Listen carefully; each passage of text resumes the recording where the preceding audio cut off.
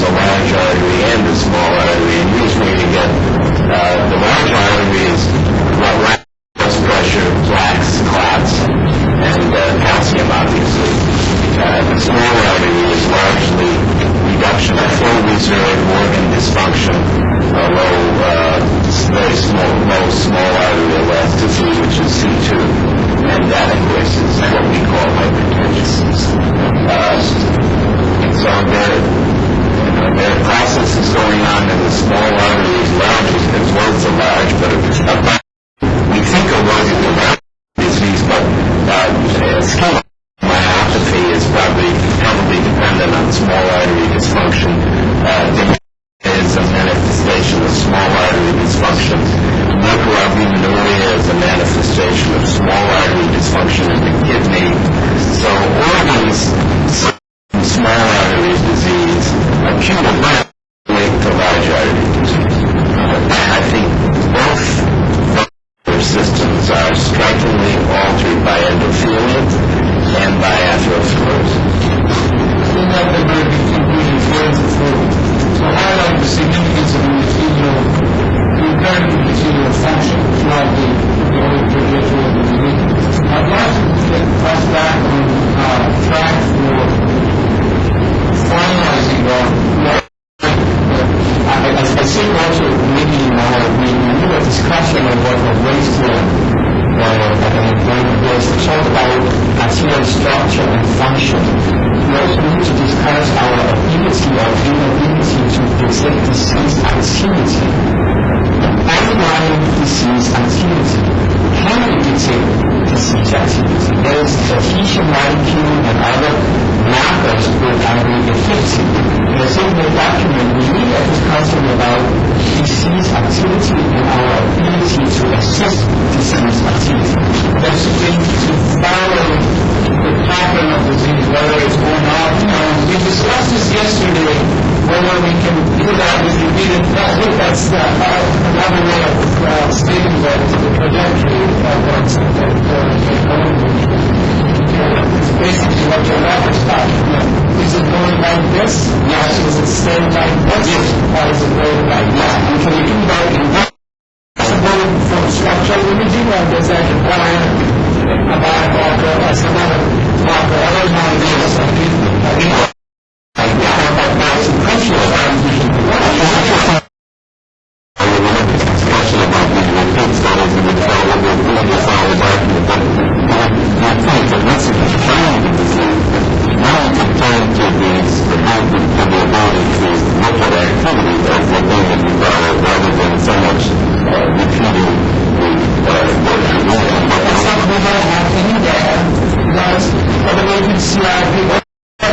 let's say you took 100 patients and identified with calcium that they have atherosclerosis, and you know that they have X marker. Then you give them one treatment. 30% that marker will go down or stay stable. 30% may actually increase. Does that mean that they will have more progression or more less? You don't have that data. Well, the problem was he had that. He showed us some of it on the data. Downward CRP indicates a lack of progression or a slowing of progression. How do you measure progression? I'm sorry, how do you measure progression? Well, I don't remember exactly. I don't think there's any sequential changes in CRP and any anatomical marker of disease.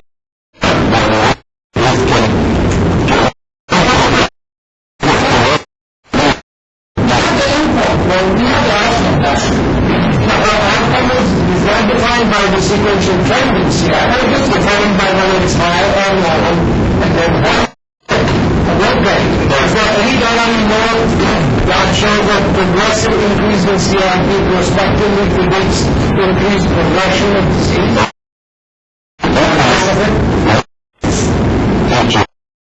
I don't think we have such kind of significant data. I know it's not one, but that's the issue. But we have 2 points, and that's one of them. But again, they're going to have completely disregarded the effect of treatment. The beauty of sequential data is that you're taking into account that you have initiated treatment. So one group is going to progress. In fact, another government is going to halt. Some of you may be going to work with this. Is there any marker that maybe it's going to retract something? I don't think we have any data that say that we have any other marker. And I don't know. And now that's pretty. But then once you initiate that, the response is that when we looked at it and said, the human group did not have the outcome to measure CRP was lower at the end of the study compared to the beginning of the study. Well, that's why that's the other group, because everybody in the whole group did not have any hope. Only a certain number did.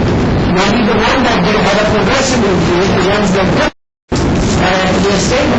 I think they have explored this. I don't have exact record, but I think the overall message from CRP is the macro information, which we agree on the macro. The discrimination of a higher level is not so great. It's in groups. We haven't still having the fight individual. It's all done in quintiles or quintiles. Absolutely useless growth. It's like A circulation which large populations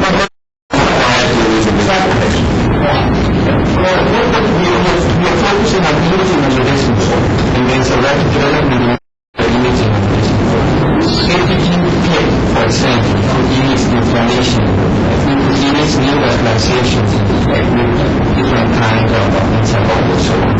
So we are not there yet, but then we should have the sections of this statement where the development in the future, we may be able to use, I'm going to see some activity, and how to use that as a marker for efficiency. very important. I wish Bill Strauss was here. He has a beautiful sense of CT.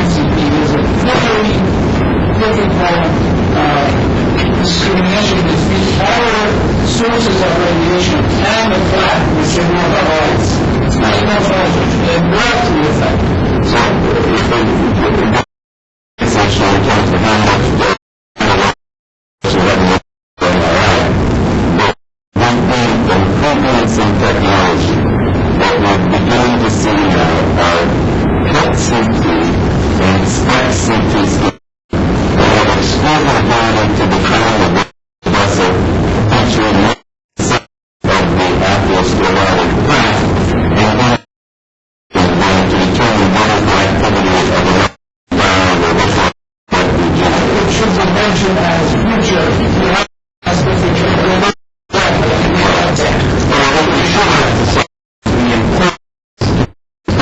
Management of having tools that will track Russian individuals so that we can actually define for people and slowly progression.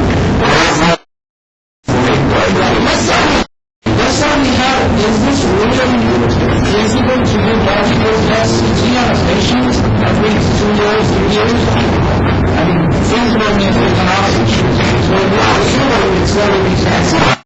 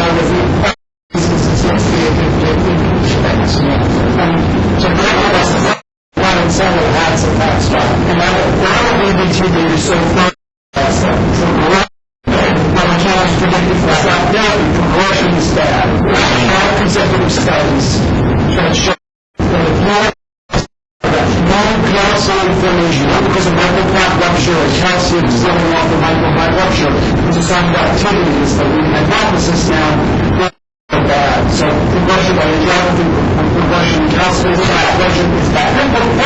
Progression by activity, but they're not showing in studies because they just kind of separate the groups out into progression by angiography is bad.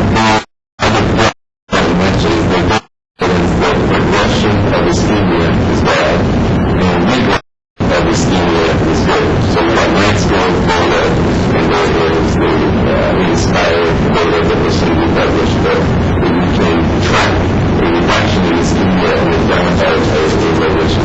So I think we're gonna list all of them, so we get to know which one the best, and before This is maybe just a little to extend Darwin's argument. How long the data that suggests that cheap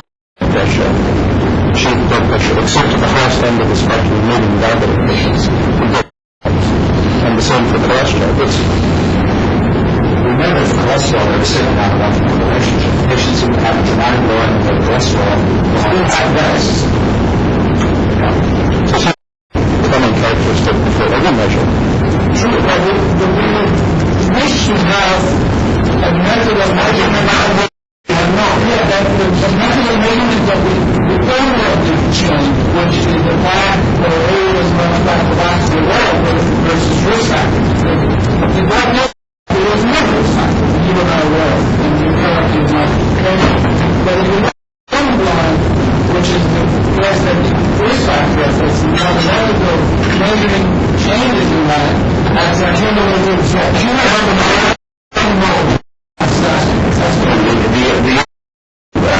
Michael, that you can't disregard is that the drug, whatever that drug is, has had a favorable effect on outcome. The fall in blood pressure is an epiphenomenon.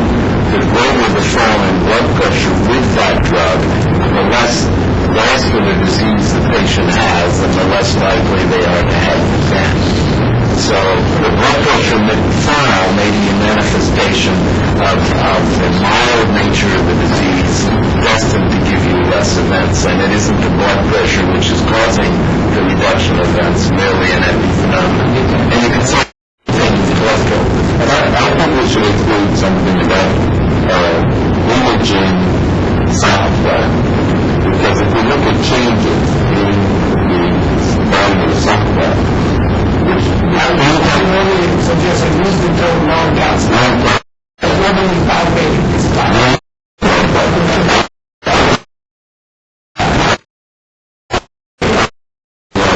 classified factor is not expected to regress. Once that is stated that the diagnosis regress, and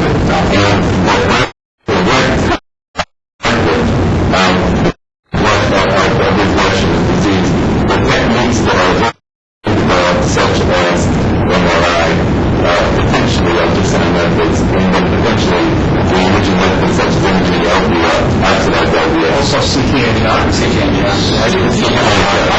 We just saw you have this beautiful picture from Clark Dress. He's got several non-calcified self-graph in this picture. So I think this is the real self.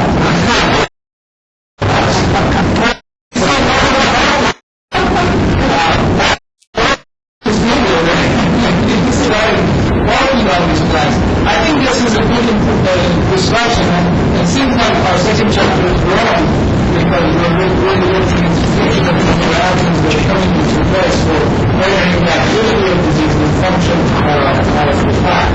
Now, I want to go back quickly to the 35 to 35 range. We've touched it, but we haven't finished it. So I want to summarize this and make sure I'm hearing of it. That in this group, unlike the 45 male diagnostics female, where we looked at typically at the disease in the hospital, here we're looking at risk factors. So our screening will start with the traditional risk factor, cholesterol, and so on. And I'm thinking, because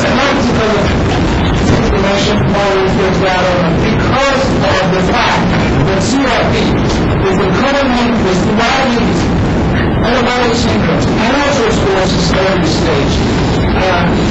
I think we should include that in the 35 to 45 as an initial test. So it would be a traditional risk profile plus CRP and your step-one screening. We don't have any data in that population, 35 to 45 with CRP, as well. That's what method is here. So enhanced data here, 25 to 45, yeah, we go. Population might cover that range. We have 15 events. Exactly. That's a very, very good. The CRP rounds with age? To some extent, yes. It's not very bad. Not very much. So, from the voice out that it can't be a very sensitive predictor of events if in fact it doesn't work with age. The number of petrified 38-year-old women who have done coronary calcium scan is zero calcium scores is quite high. Can we have this page, please?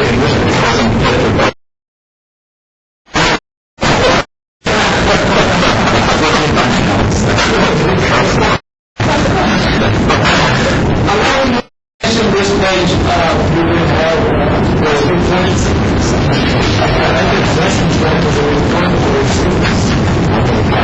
But most of them are contraceptive. Can you take this picture? Send this page. I want to walk with you on this.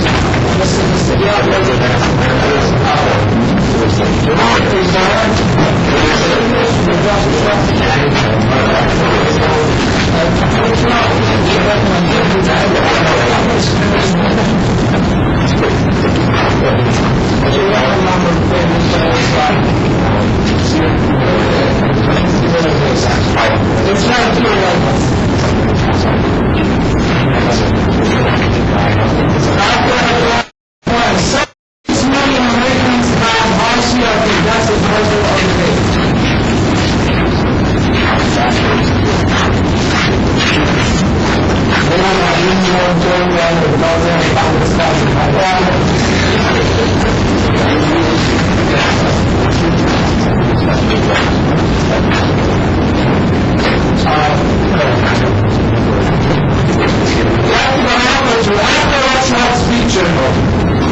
everybody has it?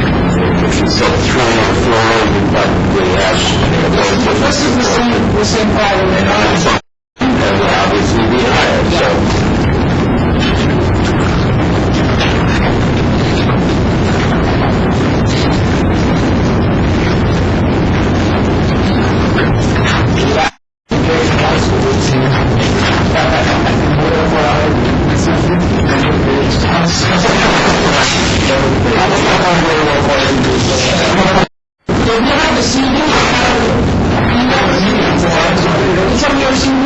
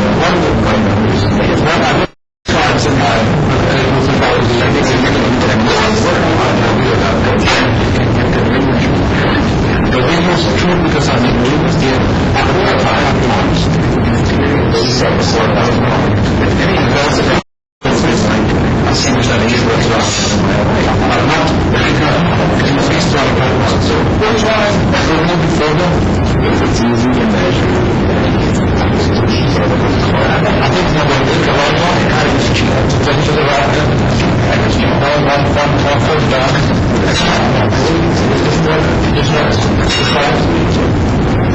Yeah, that's the first time, which is followed by the second one. You want to tell us about it? Yeah.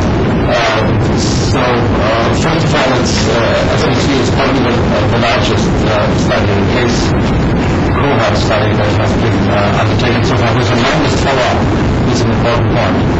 And the fertile and the other fertile compound is those two. And what you see here, you might go on the part of it, full screen. Yeah. What you see among the results is the odds ratio of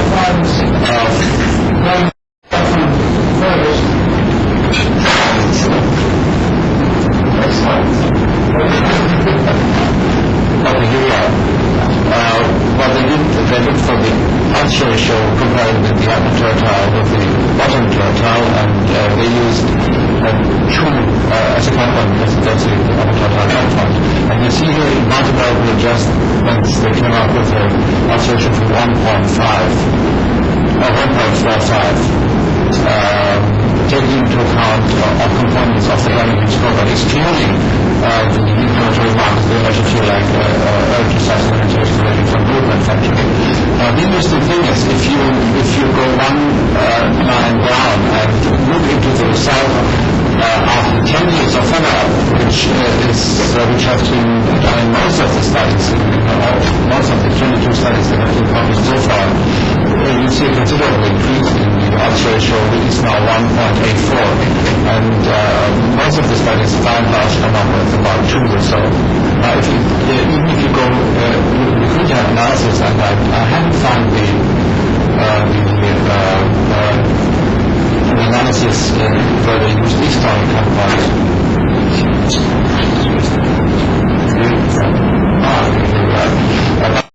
Quintile analysis, and if the quintile analysis compare the top quintile with the bottom quintile, it's also higher.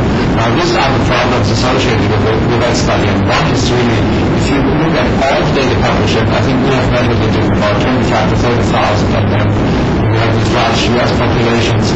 By and large, you come up with the top-tertile compound of 3, and in this unique Icelandic population it was 2, so it's really different from all the published populations in terms of the distribution of the C-reactive protein. And in terms of this low compound, we may need to underestimation of the association with this one point. But they said the analysis was no different to the other quintile. It can't be true. You would have to agree that if you use the 2 versus 3, that's what they want. That's what the data show said. The findings were also unaffected by changes in the cutoff values. The analyses of quarters or fifths or quite increases in 1 cent. Well, if you think about the Q5 here, it's 1.5 here, it's 1.6 here. And if you take into account the longer follow-up, I mean, there is considerable difference here. Well, you also arbitrarily put a ceiling on the value of 10. Because our assumption is that if it's above 10, it's probably some non-vascular inflammatory problems, isn't that right? Right. Is what, maybe from 7 to 10 or something, that may already be included people who have other values.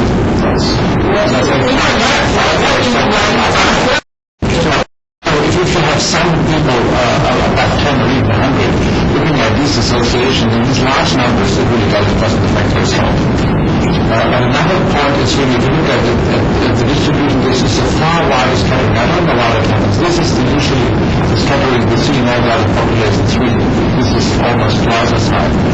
And when we don't know anything about the genetics, which may be one point that is extremely different between this population and the other populations. And as I said already, this is the population with the longest follow-up, and we know from the classical risk factor that with the length of the follow-up, if you lose some strength of the association, well, this may be another point where you come up with a smaller association. Then another point, the total cholesterol was unusually high compared to smoking and blood pressure, no separate analysis for men and women, and no external some cut parts used from the serum to put it in dots. I did not put into the serum to put it in various fragments, which the categories they adjusted for the components of fragment mixtures. I think that there is a reasonable amount of scientific features lately. But we are coming from a different angle. We're saying, look, there is sensitivity in this test. It does identify some people that, first of all, all of these studies are large population. Coming about in practice has been difficult for most practitioners to be applied. And the fact that we have come from a different angle of 45 and above, 55 and above, to look at the structure of the disease, but you much more, just like what we did yesterday, you get what you pay for. If you pay for a very cheap test that has, coming around in 4 or 5 major diseases, I don't want to talk about cancer, but diabetes,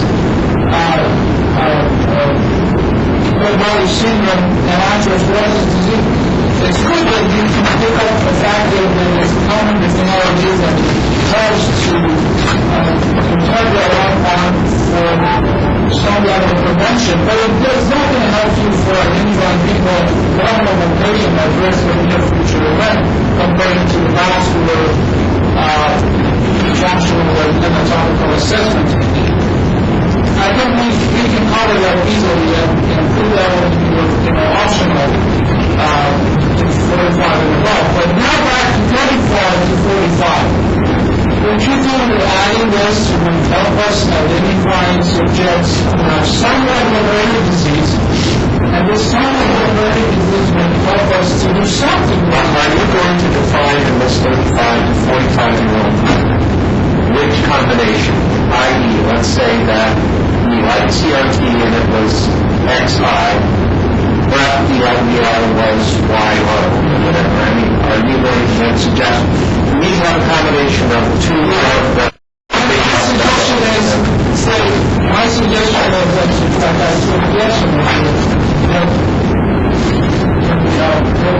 each of these is high, and we're finding high, right? Compared to absolute risk, because absolute risk is running low in this population. Then how do you make this calculation? Where did this come from? What's the formula? Well, just like your percentile. Here is the percentile. The level you have compared to the lowest one, if the risk is 1.5 to 2. But I'm adding up your HDL, your LDL, your blood glucose, your triglycerides, your CRP, your fitness test, and I'm giving each one a point. We'll talk about the test later, but let's talk about CRP and framing them. And we've come up with a strategy to screen 35 year-old population and tell them that they have 1.5 to 2 or whatever number that you put there, more normal reference. The formula of how to calculate that, because that would be subject to the week's discussion.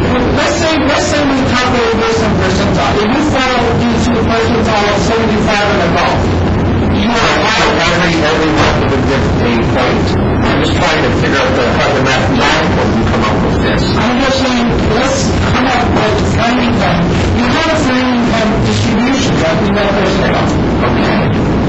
If you take all population 35 to 45 and measure their framing time, you're going to get a percentile distribution. So if an average Framingham person has a risk of 0.6% per decade, right? Well, 1% per year. Okay. For that range, 35 to 45. Then, within that, there is a quartile of the highest quartile have a risk of 0.8. The lowest have a risk of 0.2, whatever that is. So anything that's 0.8 I'm just trying to understand. This is a brainstorming discussion. The question is, how can we implement a screening test for 45 to 45 based on traditional risk factors and CRP? CRP, we can finalize it again. But let's say based on traditional risk factors. And identify those who are accurate, high risk, and low high risk. But score, that's exactly how Framingham does its scientific point for that. Or that we decided that CRP above 3 gives 2 points to the Framingham risk. I mean, I just make it up. Then we need a... So we can do similar. We can work out Framingham grounds, and the other percentile of Framingham, and whoever fits top 25, call it very high risk, or I'm just beginning your... But it's not the low risk people. I mean, yeah. I'm concerned to say this is particularly because of their age, you get the greatest number of false positives in CRP consumed. False positive for what? For disease.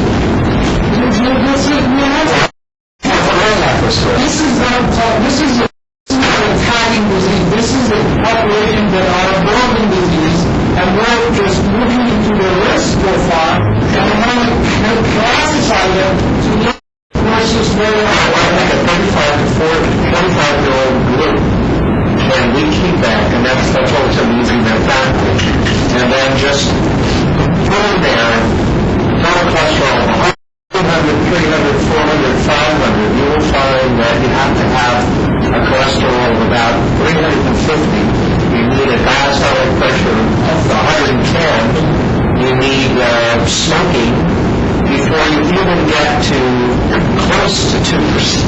Well, it's not a half. Well, that's true. That's just like... That's a major problem with this range of age. This is the reason why one should use relative risk, and not absolute single risk, but relative risk. And it is really not a person without risk factors. The funding there for relative risk, but we make the ratio to persons without risk factors. I think we need to know what the odds ratio for events is in the 35 to 45-year-old group based upon CRP before we can employ it. Events at what age? Events.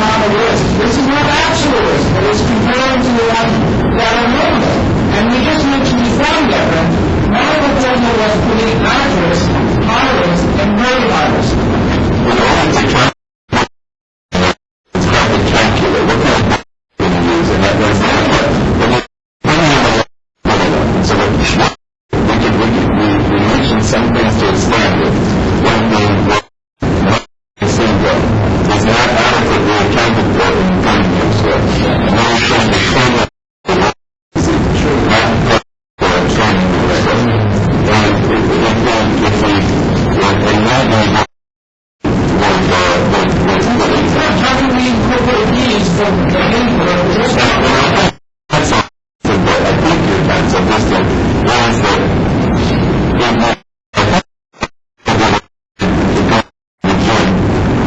but the people who are potentially going to get into the investment in the these are amenable to doing something that they know how much they leverage, and if they can screen them inexpensively, maybe they will get something. Exactly. I'm really not getting into too much detail and handing out how I'm involved in assessing this in this age function. I mean, NCP is progressive. It's the European Joint Guidelines investigators. A procedure we recommend looking at the existing factor profile in young people and extrapolating that to age 60 and saying, well, that's the risk at which you're going to align if your risk factor profile continues during these next 20 to 30 years, which is essentially a relative risk assessment that you're doing. I wonder if this is what we should be doing.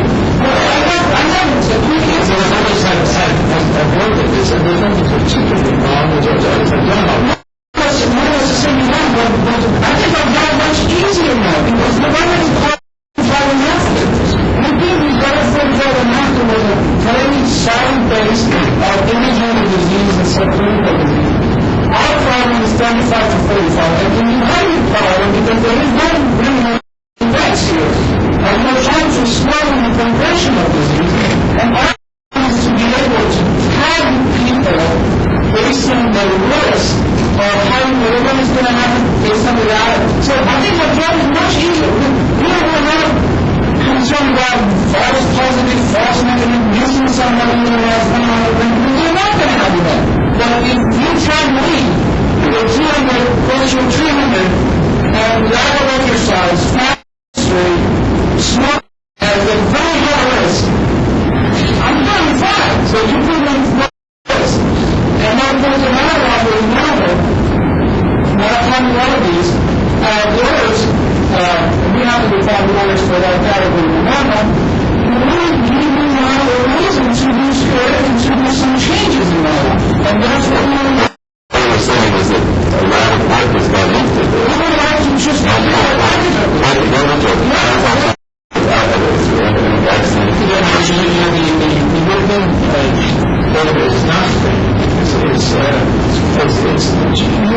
It's much larger, and it's based on cardiovascular death rather than coronary deaths. So it's a rather different approach. Yeah, because if you look at it, and one of the, I think, the advances of the European, there are lots of disadvantages, but one of the data went into that huge database, plus a number of other long-term program studies.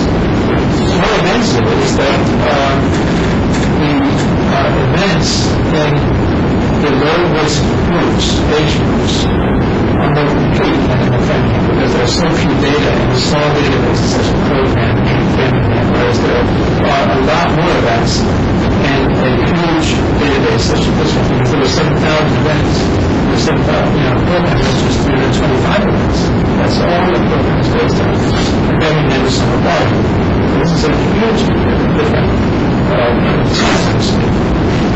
Anyway, it's not, I think what I'm suggesting is referring to the work that's been done in the NCP and in the Joint European Guidelines, especially and saying, well, there's different, we can discuss them, and there are different ways of approaching this. So don't you believe that when they discuss this, they discuss with the purpose of predicting events all the way down the road, where our guideline is not going to be worried about that, because we have, after 45, pretty good method of looking at 5-year outcome with a instructional functional imaging. Our goal here is cover these guys strictly for prevention, for changing the progression of disease.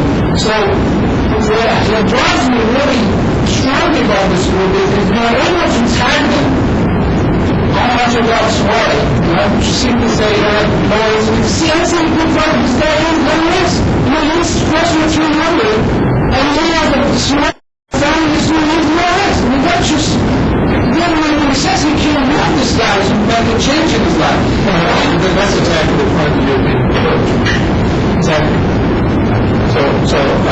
that the problem, at least, has been addressed in the European document. The solution might not be the best one. So why would you do it? Well, it's a way forward, I suppose. But I think wasn't that one of this approach to what I would represent. And that is that the person is in our age group. If they continue to go, this is not, this is going to be my worst when they're 50 or 60 years old. And they have a power. It's not looking at But it. you're looking at absolute risk, right? They're saying this is your risk. In 30 years, you can have a 35% risk of heart attack. Essentially saying that at the young age, we're looking at the relative risk. You're saying, okay, your risk is 10 times higher than the person who does not have your risk profile. Now, this translates into an absolute risk of 20% or 40% of runner at age 55 or 60. So because of that combining, it's a I'm just saying let's not use the absolute risk for this range because it's so low. It doesn't convey the alarm condition even for those high risk, badly deteriorated risk profile. So let's come up with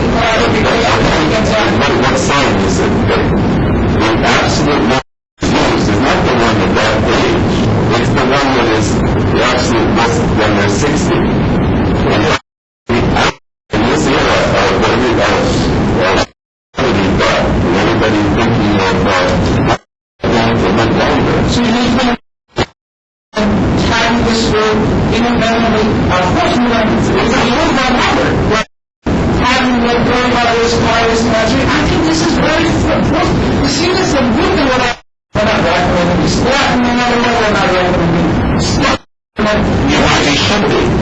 Maybe should be, but at least we're going to say we're going to urge you to do something about their life and not tie you into the future because if you say, we see you're 60, you're going to have a better chance of dying if you will continue like this. To me, it's not that much of a pressure than when you say, look, you're very high coming together. You're going to do something about it. you can do it with following on the relative risk. What then they are, you can do it with a clear guideline where they sheet and you project the risk through their 60s and you can see they are high risk. The problem is, as I see, the current guideline goes into ratio and CRP, body mass index, family history, and the amount of try to include in this assessment because we probably find the body and also to focus on symptoms and so on. So the data are there where you can include CRP, index, family history, follow. That's a very good. Very effective, but I guess let's use the data that is there, which is fine, but I just like the relative risk. Yeah, but they don't need to ratio CRP, you don't need to measure body. You don't have to ask the family history. I'm not swearing to CRP. If we agree that CRP should not be here, just go. I thought I put in this in the European discussion. The best is probably the European guidelines is such they're very simple. It says blood pressure, certain cholesterol, so but the ways we suggest that the ways to solve the problem of additional risk factors is to create an electronic scale. We have created an electronic version of this. And then we say, okay, as the more data accumulates, can you incorporate those data into coefficients for, let's say, CRP? But if you need more data, when you have it, then you have a decision. And somebody trustworthy has to be given the power to make the decision to incorporate now, to develop coefficients of risk for a new risk factor, such as CRP or system, whatever. But you have to have a flexible system to incorporate new data. And that can then be done in an electronic risk assessment system. I agree with you about CRP, but now, what about family history? Again, Doesn't just want to even mention it here and give him some level of weight? We found from our database that you double the risk if there's a family history in men, double the risk in men if there's a family history in sibling, and you triple the risk. So not only just I want to find is that related that all families are smokers, there's a lipid abnormality that actual that It's just really premature cardiac. But we know if family gets to work, everybody starts at the point. Because the family was a smoker. And the Jew is lipid abnormality, the HDL high on blood. So if you grade the lipid profile, you may be actually capturing the family history. You look at that, if you correct that, it's not something that was cholesterol. A very strong thing. Family history as to what age and right up to this. I mean, it's an independent mistake. Has been established as independent is because they have looked at body cholesterol. When we have looked at HDL,